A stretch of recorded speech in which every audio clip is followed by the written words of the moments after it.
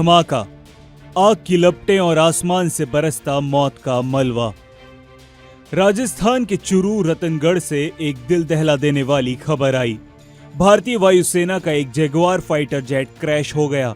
खेतों में दूर दूर तक विमान के टुकड़े बिखर गए और इस मलबे से बरामद हुए 2 शव। लेकिन जैसे ही ये खबर आती है, सबके मन में एक सवाल उठता है, हादसे के बाद विमान के इस बिखरे हुए मलबे का आखिर होता क्या है? क्या इसे यूं ही छोड़ दिया जाता है या फिर इसके पीछे भी कोई कहानी है? आज हम आपको बताएंगे इस मलबे के सफर की पूरी कहानी, एक विमान क्रैश से लेकर उसकी नीलामी तक। किसी भी विमान हादसे के बाद की प्रक्रिया किसी फिल्मी सीन से कम नहीं होती। चलिए इसे स्टेप बाय स्टेप समझते हैं। इमरजेंसी एक्शन और घेराबंदी। जैसे ही हादसे की खबर मिलती है, सबसे पहले इमरजेंसी सेवाओं को एक्टिव किया जाता है। पुलिस और प्रशासन की टीम मौके पर पहुंचकर पूरे इलाके को सील कर देती है, ठीक वैसे ही जैसा किसी क्राइम सीन को किया जाता है। आम लोगों और मीडिया को घटना स्थल से दूर रखा जाता है। वजह, ताकि कोई भी सबूत से छेड़छाड़ ना कर सके।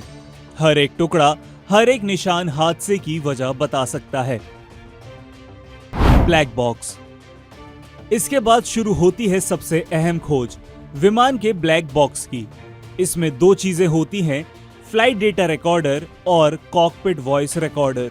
फ्लाइट डेटा रिकॉर्डर विमान की गति, ऊंचाई और अन्य तकनीकी जानकारी बताता है, जबकि कॉकपिट वॉइस रिकॉर्डर क्रैश होने से पहले पायलटों के बीच हुई आखिरी बातचीत को रिकॉर्ड करता है। यही वो चीज है जो क्यों का जवाब देती है कि आखिर विमान क्रैश हुआ क्यों। मलबे का क्या होता है?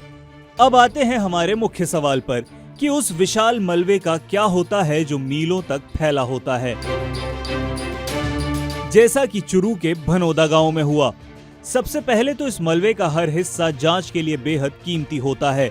जांच एजेंसियां हर एक पुर्जे का बारीकी से निरीक्षण करती हैं।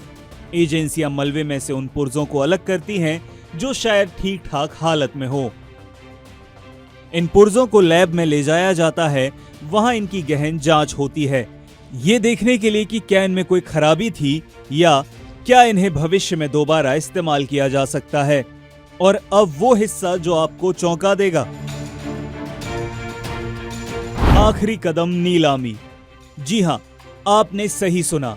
जांच पूरी होने के बाद जो मलबा किसी काम का नहीं होता, यानी जो सिर्फ स्क्रैप या कबाड़ होता है, उसे नीलाम कर दिया जाता है। इसे कबाड़ी या स्क्रैप डीलर खरीद लेते हैं। तो एक विमान हादसे की कहानी सिर्फ आग और धुएं पर खत्म नहीं होती। उसके पीछे जांच, विज्ञान और एक तय प्रक्रिया की पूरी कहानी होती है, जो उस विमान के मलबे को भी उसके अंतिम अंजाम तक पहुंचाती है। चुरू की ये घटना या इससे पहले जामनगर और अंबाला में हुए हादसे हमें याद दिलाते हैं कि हमारे पायलट किस जोखिम के साथ आसमान में देश की रक्षा करते हैं। हम इस हादसे में जान गंवाने वालों को श्रद्धांजलि देते हैं और भारतीय वायुसेना के हर जवान के जज्बे को सलाम करते हैं। इस विषय पर आपकी क्या राय है, हमें कमेंट्स में जरूर बताइए। वीडियो पसंद आए तो इसे लाइक करें और शेयर करें। ऐसी ही रोचक जानकारी के लिए हमारे चैनल को सब्सक्राइब करना ना भूलें।